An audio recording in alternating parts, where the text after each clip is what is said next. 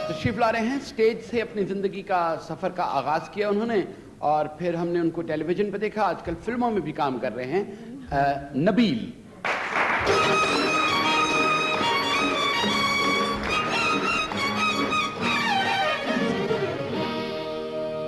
एक अदाकार था आपकी शक्ल का, नदीम ज़फ़र, उसको मार दिया आपने?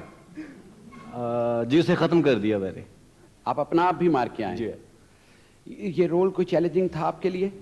नहीं, ये मतलब जैसा कि मुझे अयूब खावर साहब समझाते गए हैं और मेरे लिए काफ़ी इजी रहा है, क्योंकि कैजुअल नॉर्मल लड़के का करैक्टर था, उसमें कोई इतना ज़्यादा नहीं था कि मुझे कोई गेटअप करना पड़ता या कोई ऐसी प्रॉब्लम नहीं थी। अच्छा जी। तो नाम बदलने की वजह नदीम ज़फ़र से नबील हुए आप? हाँ जी, वो मैं फिल्में भी कर रहा हूँ और नदीम साहब हमारी इंडस्ट्री का बहुत बड़ा नाम है, यानी उन लोगों को हमने देख कर काम शुरू किया है, तो थोड़ा सा एक अपनी शनाख्त के लिए उसको मैंने चेंज किया। तो कैसा महसूस होता है ड्रामा करने के बाद आपको? बहुत अच्छा, क्योंकि मैं समझता हूँ कि टीवी बहुत पावरफुल मीडिया है। 3 माह के बाद वो जो रिस्पांस हमें मिला है और जो मिल रहा है कि आप मैं मतलब कहीं सड़क पे जा रहे होते हैं, तो जैसे कल मेरी वो गाड़ी जो थी वो उसकी बैटरी काम नहीं कर रही थी, तो मैंने एक आदमी से कहा कि यार आप प्लीज़ धक्का लगा देंगे ज़रा गाड़ी को। तो कहा हाँ आप ड्रामे वाले हैं? मैंने कहा हाँ। कहता ओ भाई ज़रा ड्रामे वाले को धक्का लगाना है। ड्रामे वाले, और उनका ख्याल है कि शायद ड्रामा भी इनका धक्के से चल रहा था। आपके लिए कुछ फूल बनवाए गए हैं, ये स्पेशली हमारे डिज़ाइनिंग डिपार्टमेंट ने फूल तैयार किए हैं जो घर जाते हुए मुरझा ना जाएं, चंद दिन चंद माह आपका साथ दें।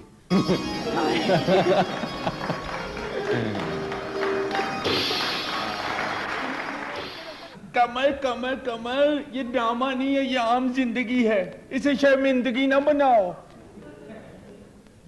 अब्बा जी हुआ क्या है? अंदाजा करो, पूछ रहा हुआ क्या है। रोजाना दोपहर के बाद तुम दफ्तर आते हो, लोग घरों को जा रहे होते हैं, तुम्हारा दिन चढ़ना शुरू होता है। कमल इतना क्लोन लगा के आ जाता है, सारी शीशी उंडेली हुई है। तुम्हें पता है मुझे सख्त एलर्जी है खुशबू से। तो अब्बा जी आप इसका इलाज कराइए ना।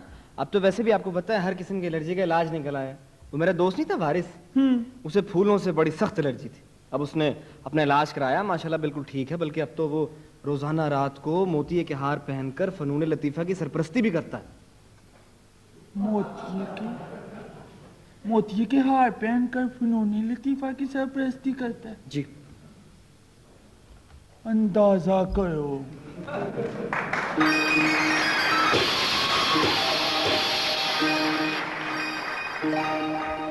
मुझे किन बातों में लगाए हो? वो सुंडियों की ऐड का तुमने क्या किया है? और वो जो लड़की के कान में तुमने कांटे की जगह सुंडी डाली हुई है, वह आपने मेरी इतनी बेइज्जती की है, इतनी बेइज्जती की है, तुम्हारी माँ ने नहीं कभी इतनी बेइज्जती की। वो जो जिंगल है ना बनाया तूने, उसे भी ड्रॉप करो। वो जिस लड़की ने गाया है वो जिंगल, तौबा गोडे गोडे पे सुई है।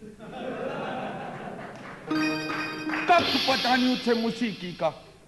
पता नहीं कैसा जमाना आ गया, जिन लोगों की आवाज गुफ्तगू में अच्छी नहीं लगती वो भी गा रहे हैं।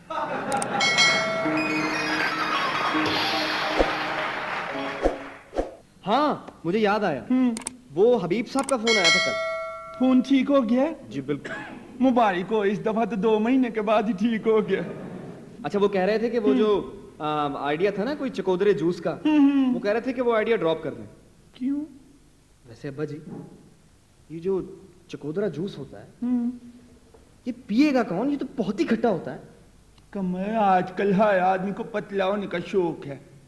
लोग हर चीज, ये देखा नहीं तूने, लोग बदमजा चीज को वैसे ही फैशन के तौर पर फौरन कबूल कर लेते हैं या दवाई समझ के कबूल कर लेते हैं।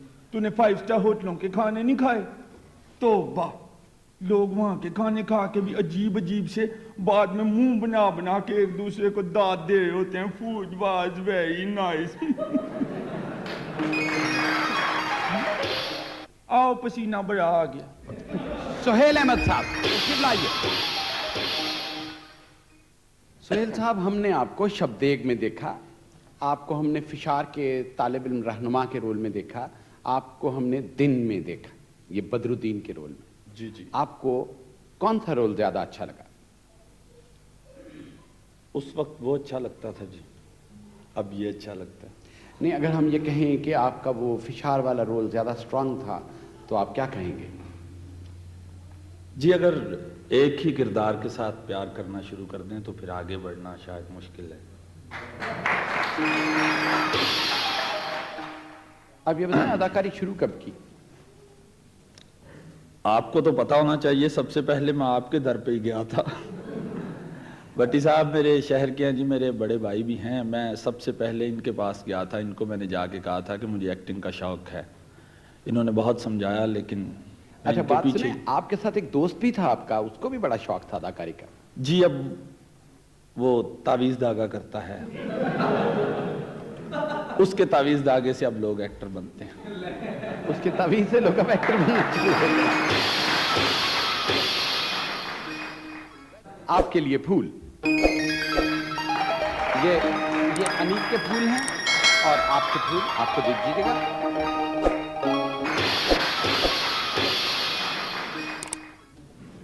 बड़ी खौफनाक मूंछों वाले, बहुत रोब वाले और ज्यादा बीवियों वाले द कलेक्टर तशरीफ ला रहे हैं, महमूद असलम।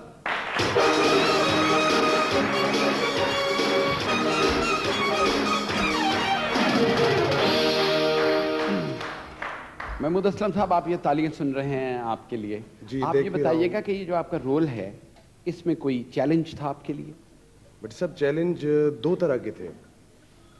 एक तो ये था कि मुझसे पहले ये रोल जो है महबूब आलम साहब ने वारिस में किया हुआ था, औरंगजेब लगारी साहब ने किया, आबिद अली साहब ने किया, मतलब काफ़ी हमारे सीनियर आर्टिस्ट जो हैं उन्होंने ये रोल किया था। तो मैं शुरू में खासा डरा हुआ था कि मैं उनसे बहुत जूनियर हूँ, तो लेकिन ये तो आप लोग ही बताएंगे कि मैं किस हद तक कामयाब हुआ उसको मेंटेन करने में। नहीं, आपने उसमें से अपनी अलग राह निकाली और आप उसमें कामयाब रहे।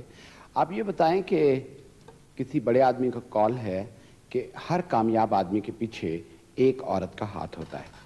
अमजद इस्लाम अमजद साहब फरमाते हैं कि हर नाकाम आदमी के पीछे एक से ज़्यादा औरतों का हाथ होता है।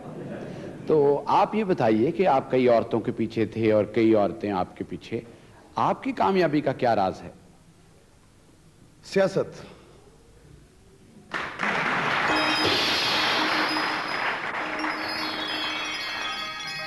और इस सारे प्ले में आपको क्या चीज़ अच्छी लगी?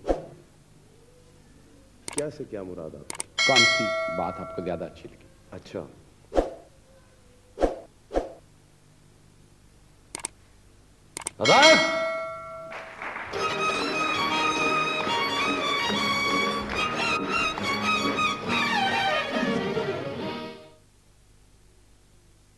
मोहम्मद जुबैर।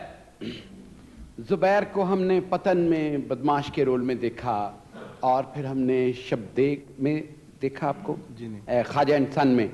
आफ्टर ऑल दामाद थे आप उसमें, तो इसमें भी आप ने ये किरदार अदा किया।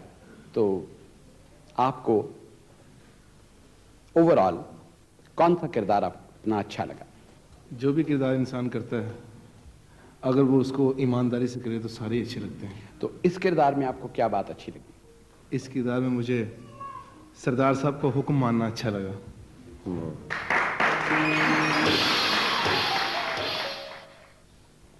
तो कोई कसर जो इस किरदार में रह गई हो?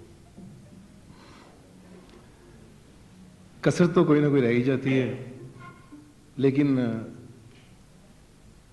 कसर जो मुझे महसूस हुई वो ये थी कि जब मैंने वसीम साहब को भागने के लिए कहा और उसके बाद सरदार साहब ने जो मुझसे नाराज़गी का इजहार किया और मैंने पिस्टल उनको दी, तो काश उस पिस्टल की गोली मुझे लग जाती और मैं अमर हो जाता।